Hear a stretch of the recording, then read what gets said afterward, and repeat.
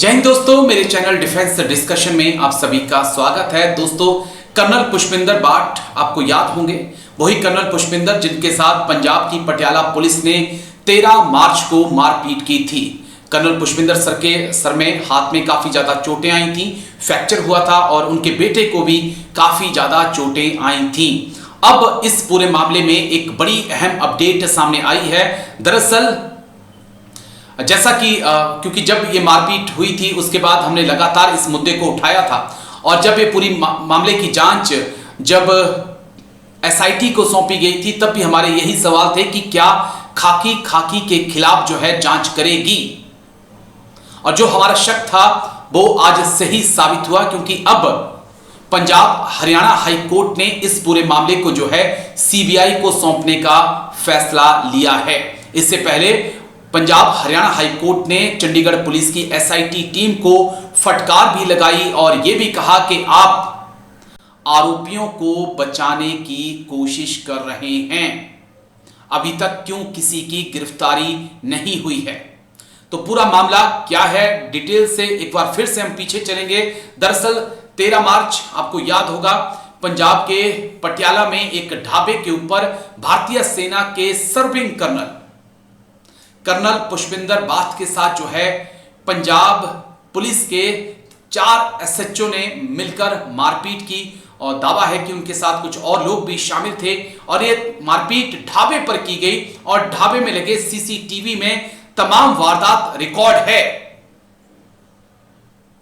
उसके बाद कर्नल पुष्पिंदर बाठ और उनके बेटे को अधमरा छोड़कर पुलिस वाले वहां से चले गए, लेकिन जब पूरे मामले को कर्नल बाठ और उनके परिवार ने उठाया तो पंजाब पुलिस ने एफआईआर दर्ज करने से इनकार तक कर दिया। उसके बाद पूरे मामले को लेकर विरोध प्रदर्शन हुआ। माननीय गवर्नर के पास कर्नल बाठ सर का परिवार पहुंचा और गवर्नर सर के हस्तक्षेप के बाद एफआईआर लिखी गई, लेकिन वो एफआईआर लिखने के बाद भी जिनके खिलाफ एफआईआर थी उनके खिलाफ कोई कार्रवाई नहीं की गई। उसके बाद पूरे मामले को जो है सेना ने भी अपने संज्ञान में लिया। सेना और पंजाब पुलिस की एक प्रेस कॉन्फ्रेंस भी हुई, लेकिन उसके बाद भी दोषी पुलिस वालों के खिलाफ कोई कार्रवाई नहीं हुई।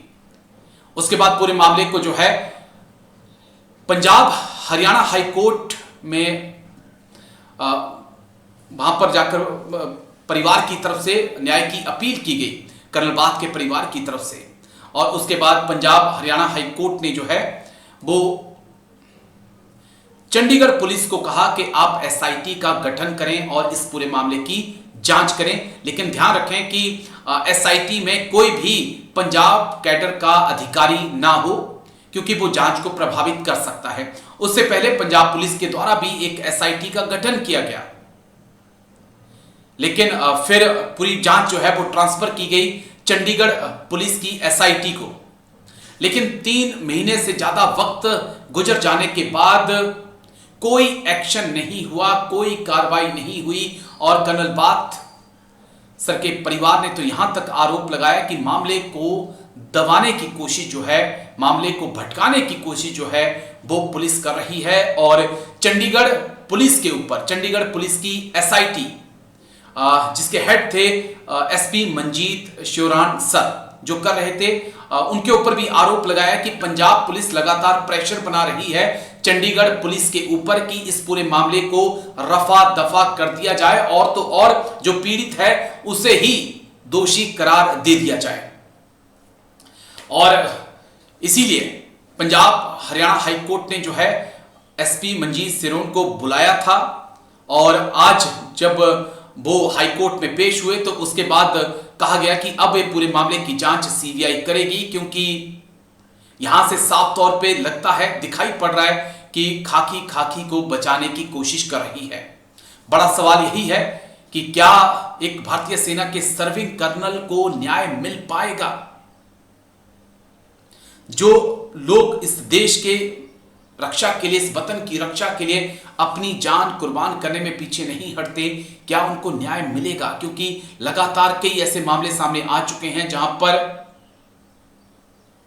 पुलिस ने ओझी पर हाथ डाला है और ये माना जा रहा था कि अगर यहां पर एक जांच होती है, निष्पक्ष जांच होती है और आरोपियों के खिलाफ एक कड़ी कार्रवाई की जाती है, तो एक मैसेज जाएगा पूरे देश में कि अगर आपने फौजियों के ऊपर हाथ उठाया तो कानून आपको कटघरे में खड़ा करेगा। लेकिन यहां पर जैसा हमने शुरुआत में भी कहा कि उल्टा ही हुआ। जिस बात का हमें इल्म था कि खाकी कभी खाकी के खिलाफ निष्पक्ष तरीके से जांच नहीं करेगी, और वैसा ही कुछ यहां पर भी होता हुआ दिखाई पड़ रहा था। लेकिन अब पूरे मामले की जांच सीबीआई करेगी। 4 महीने का वक्त, देखिए 4 महीने का वक्त पंजाब हरियाणा हाईकोर्ट ने चंडीगढ़ पुलिस की एसआईटी को दिया था, लेकिन 4 महीने के अंदर किसी की गिरफ्तारी तक नहीं हुई।